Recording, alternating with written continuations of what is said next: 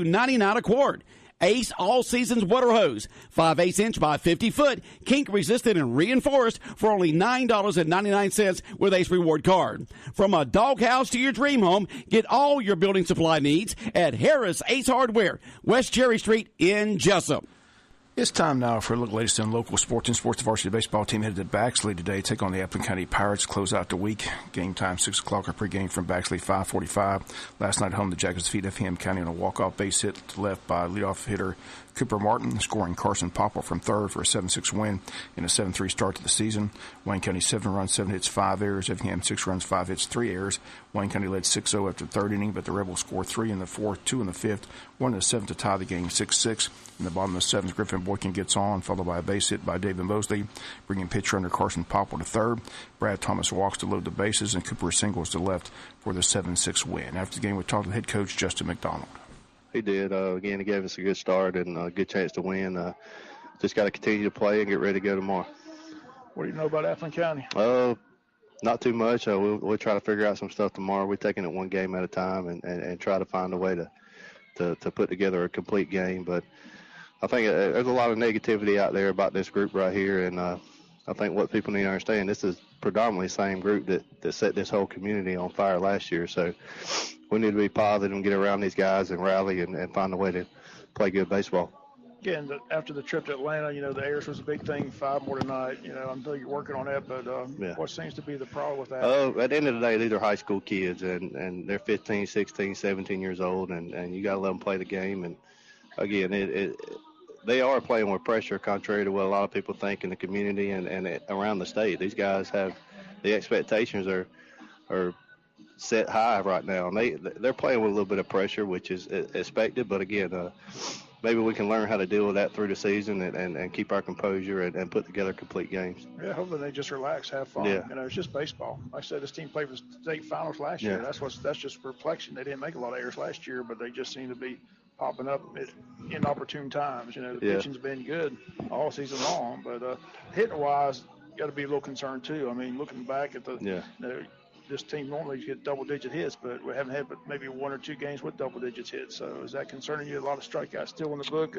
9 more strikeouts tonight. I guess I'm more concerned about winning a game. And, again, just any way we can win it right now. We talked in there before that inning, there's moments when you get to the end of the year, you can pick 2 or 3 moments in the season that kind of spark or define how you got to where you are. And I said this could be one of those moments, winning a game that, again, we talk about, we talk Monday, Tuesday, and Wednesday about having to finish games, and you look up there on the scoreboard, it's 5th, 6th, and 7th. So, again, we just got to continue to work and get better and get ready for everyone. We got 3 games in 5 days. We got Friday, Monday, Tuesday, so against good teams. So, like I said, I'm glad that the JT did what he did so we could keep some pitching there for these 3 games. But, again, we just got to get better day by day and stay positive about the whole situation. And at the end of the day, we're 7-3 and hadn't played a region game and had a chance to win the 3 games that we lost. So we'll get it right. That's my job as a head coach, and I got great assistant coaches, and we'll get it right and get this thing turned around. And if we need to turn around, I think we're headed in the right direction. We just got to play with poise and play with confidence, and we'll get there. Our big at-bats there in the 7th. Again, Griffin got on, and Dave Mosley, after he couldn't get the bunt time, gets a little flare down there. Good job of running by Carson Popple, and then Cooper gets the big hit to win it. So, at least they responded there in the 7th inning to win it. They after did. it slipped away, tied the games. You got to give Effingham credit they hung in there. But, like I said, the bottom line is the win. The win's a win. That's right. So that's a quality team over there, too. And again, like I said, we focusing on finishing games and being able to compete day in and day out. And, like I said, our guys competed tonight in the 7th and didn't back down. That's a great job by JT and our defense in the top of the 7th. We could have easily folded up and gave them more than what they got. So, like I said, we'll talk here tonight and be brief about it. And the good thing, though, we get to turn around and play again tomorrow and go get it and maybe put that complete game we're looking for together. And Wayne County wins Thursday's game 7-6. Again, they've got a record of 7-3, headed to Appleton County tonight, taking on the Appleton County Pirates. Have it for you right here on Big Dog Country, FM 105.5. Jackets are 7-3 after 10 games. The region schedule is still a week away, but analyzing the first 10 games, two concerns at the moment. One is the number of errors this team has made in the first 10 games. Looking at the book, 25 errors in the first 10 games. Only one game played without an error. That was the 3-0 win over Locust Grove at home. 2 games with just 1 error, but over all the other games, 3 or more errors for a team that played for the state championship last year. Other concern is too many players striking out, not putting the ball in play. Bats are just not hot at the moment. Hopefully they will heat up as the season progresses. As Coach McDonald mentioned after the game, there is a lot of pressure as the expectations are high for this year's team with all the returners back, with the exception of Mason Robertson, who continues to play well at the collegiate level. But no panic, no pressure really, as this team will win the region. We'll host the first round of state playoffs at home. Just so much talent on this team. But to win the state playoffs, you can't make little league errors. That's what's been taking place in the first 10 games, which is just simply hard to understand. The 20 more games to figure it all out and clean it up, and I have no doubt they'll clean it up as we head into region play. But 25 errors in 10 games, just a head-scratcher. But that's baseball, a funny game. How'd you like to be Effingham County? In 2 games against Wayne County, their pitcher struck out 24 batters and lost both games, 15 strikeouts and 11-2 loss, and 9 strikeouts last night in a 6-5 loss. Just baseball is a funny game. The JV baseball team lost to Statesboro yesterday at Statesboro 8-7. Only the second loss for the JV team. They're back in action at home on the 13th. They'll host Pierce County. Wayne County High School golf team at the Pine Forest Country Club Thursday for their second meet of the week. Yesterday, they hosted Pierce and Appling counties, and the match Pierce County wins as their 6th golfer shot a 37. Jackets shot a 161 as a team, which was 12 strokes better than Tuesday's outing. Micah Feldman led the way with a low score of 38. Cameron Blanton shot a 40. Austin Cruz 41. Dalton Davidson 42.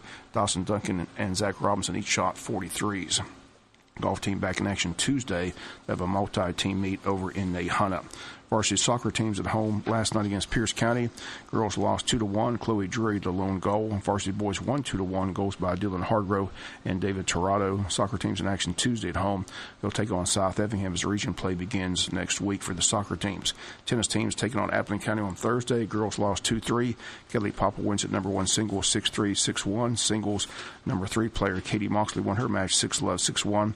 Boys lost 1-4. Austin Brown wins his singles match 6-4, 7-5. Tennis teams in an invitational this weekend over in Valdosta, Georgia. Middle school golf team took on Bacon County, and the boys match. Bacon wins 203. Arthur Williams shot 204.